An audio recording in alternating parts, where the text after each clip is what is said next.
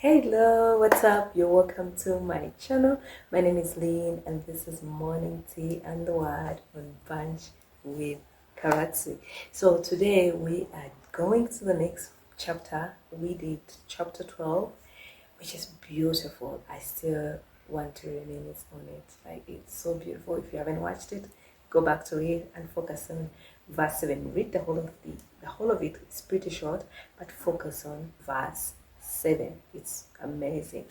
So today we're going to Psalm 13, and it says the prayer for God's answer now. The prayer for God's answer now.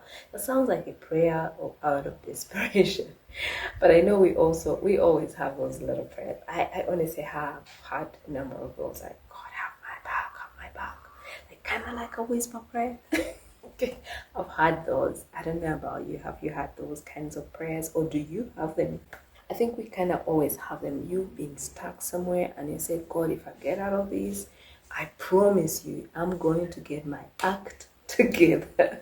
I've had people say those things. I've made promises which I actually know that some of them I wasn't able to keep, but you don't be talking idle to God. He's a great God. It is a mistake actually when you say, Lord, when you do this, I'll do this. Please go ahead and do it. It's important, because if you expect him to keep his word, you better. There are consequences for all our actions. Let's check what David says. It says, oh Lord, how long will you forget me? Forever? He's asking, how long will you look the other way? How long must I struggle with anguish in my soul, with sorrow in my heart every day? How long will my enemy have the upper hand?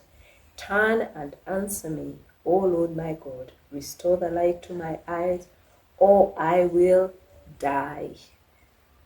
Don't let my enemies gloat, saying, we have defeated him. Don't let them rejoice at my downfall, but I trust in your unfailing love. I will rejoice because you have rescued me. I will sing to the Lord because he has been so good to me. Do you have those moments when you're praying like, God, you've not been answering me? Where you're like, can you just show me you're here? I love it every time I hear somebody say, I ask God, like, prove to me you are real. And the next moment they're like, I saw something that was like, he's proving himself. He's such an amazing father, you know? He's amazing. He's so caring. And even when we are in a place that we think is the worst, he's there with us. Sometimes the manifestation of God is not that I pulled you out. Sometimes the manifestation is I'm there with you. You're going to come out of this fire smoke free. You know, the Bible talks about these Jewish boys who were thrown into a furnace, and they were three, but they came out four. They saw four men walking in flames of fire. And this is the same fire that had consumed the very people that threw them in. Can you believe that? Now, think about yourself. How much does God care about you? Well, he has not forgotten you. He will not forget you forever. He will not look the other way too long. He is here with you. So when you call him, he will answer, you know. And remember to comfort yourself. I love that David comforts himself, because when he comes to verse 5, he says, but I trust in your unfailing love. Oh yes.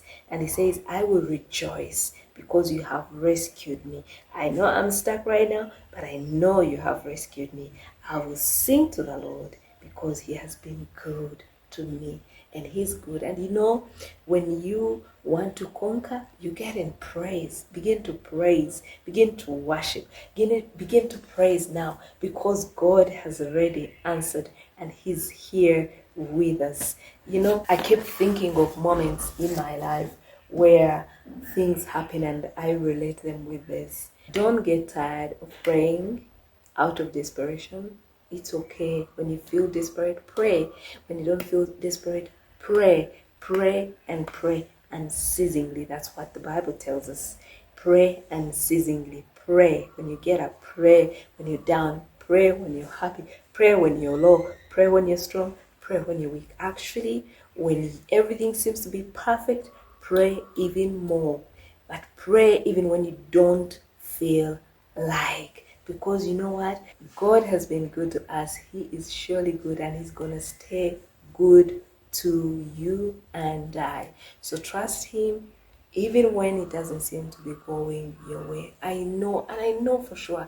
I got questions even now. I know there are people out there with questions. Sometimes you feel like things are bombarding you here and there. That's not to give up. Look out for those who can hold hands with you and pray. If you can't find anybody, pray and call on Him. You know what the Bible says, that even in our groaning, the Spirit is praying for us. That is the God we serve. He cares that much, that He knows there are times my people can't pray. There are times there's no one holding them. I'm going to hold them in my spirit. I will hold them and I will speak, because He calls us to speak. But when we can't speak, even our groaning is speech. Even our groaning is speech. So I don't know what you're crying out for. Please don't let the groan go down. Keep the groan going up. And when the word comes, speak it. Because God has got you back. And He cares about you. And He wants to hear from you. And He wants to hear you praise. You know, when we begin to praise, everything begins to fall in alignment. When we praise, things fall in alignment. You may not see it immediately.